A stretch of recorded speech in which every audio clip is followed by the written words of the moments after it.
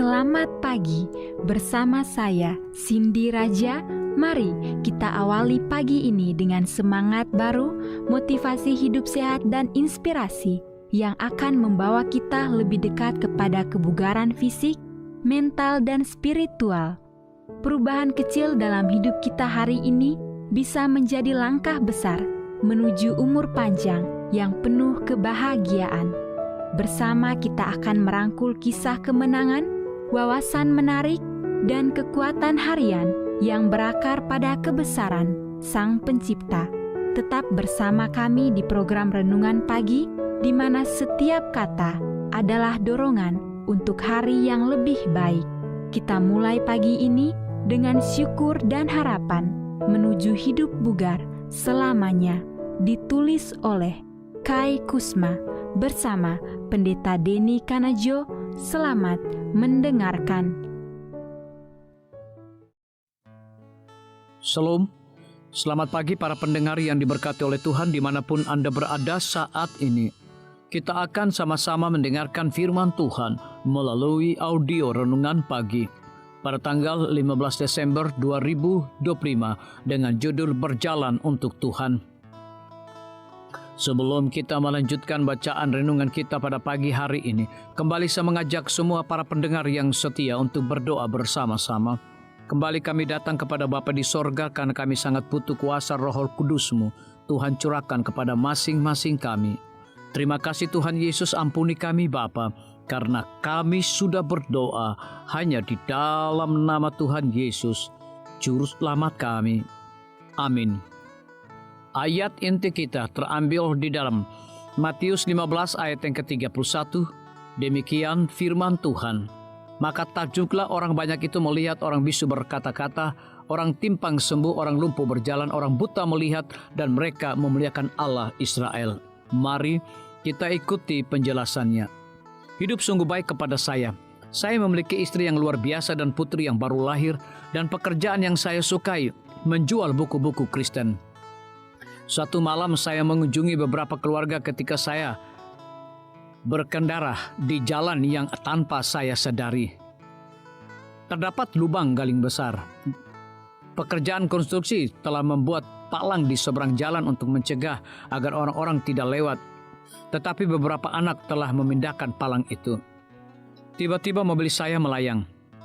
Hal berikutnya yang saya ketahui, mobil itu terpental ke bagian bawah lubang dengan begitu kerasnya sehingga bagian dari palang depan di setiap sisi mesinnya mati. Kecelakaan itu mengakibatkan sakit di punggung dan leher yang sangat parah hingga selama 3 tahun saya keluar masuk rumah sakit berkali-kali. Saya tidak punya kendali atas kaki saya.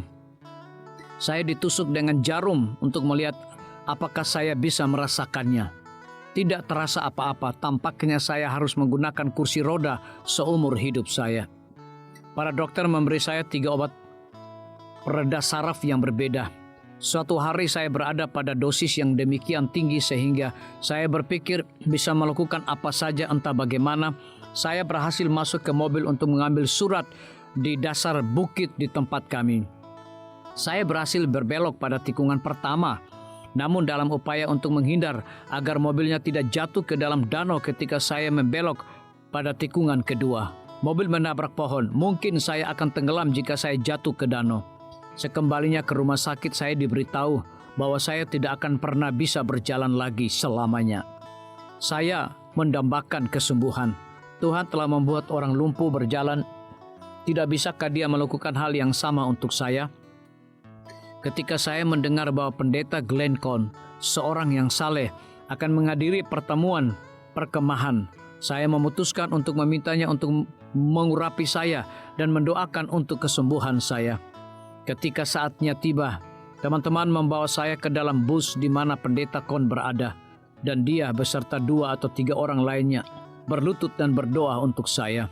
Saya kembali ke kamar saya dan tertidur. Keesokan paginya, lupa tentang kaki saya yang tidak berguna. Saya berpikir harus bangun dan membantu Donna mengambil mobil untuk mempersiapkan perjalanan pulang kami. Ya, luar biasa. Saya bangun dan berjalan. Kami berkendara ke rumah. Tempat saya membuat dan menurunkan 300 batako. Saya tidak pernah lagi sakit punggung. Puji Tuhan, saya telah berjalan untuk Dia sejak saat itu. Saat saya membaca Injil, mujizat penyembuhan tercatat hampir di setiap halaman. Mengapa tidak banyak hal yang terjadi hari ini? Saya tidak tahu. Tetapi satu hal yang saya tahu, saya adalah bukti nyata bahwa Tuhan masih dan tetap sebagai Tuhan yang penuh mujizat. Percaya padanya. Dan saya berdoa agar Dia juga melakukan hal yang sama dalam hidup Anda. Terima kasih Tuhan atas kesembuhan tubuh, pikiran, dan jiwa yang berasal daripadamu.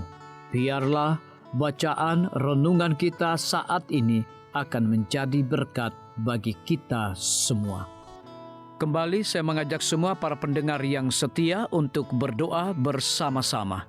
Bapa kami yang bersemayam di dalam takhta kerajaan sorga, terima kasih Tuhan Yesus, oleh karena firman-Mu pada pagi hari ini memberikan berkat dan kekuatan rohani bagi masing-masing kami.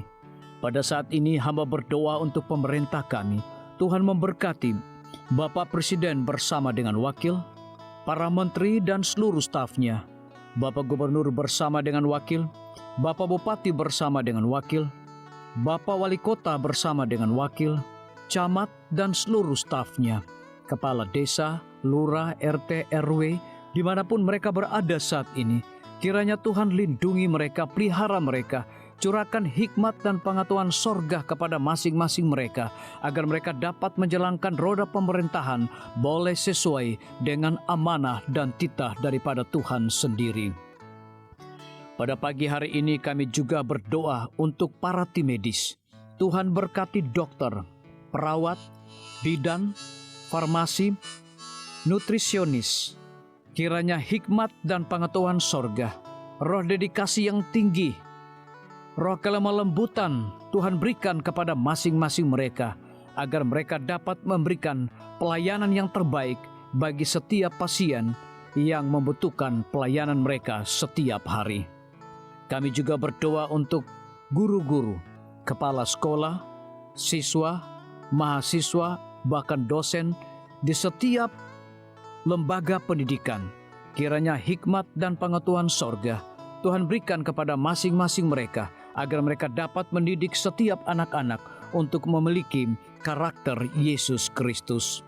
Hamba juga berdoa untuk TNI, Polri, PNS, wira swasta, petani, nelayan, ojek online dimanapun mereka berada.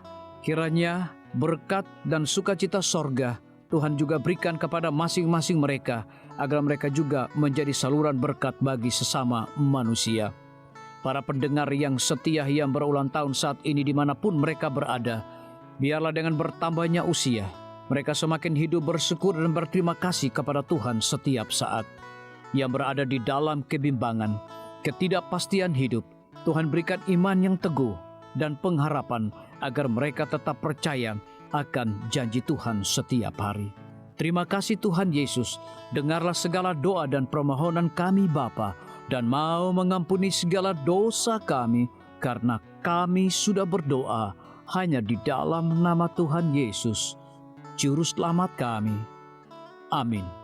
Demikian firman Tuhan yang telah kita dengarkan. Semoga hari ini menjadi berkat bagi kita semua. Sampai jumpa, Tuhan memberkati.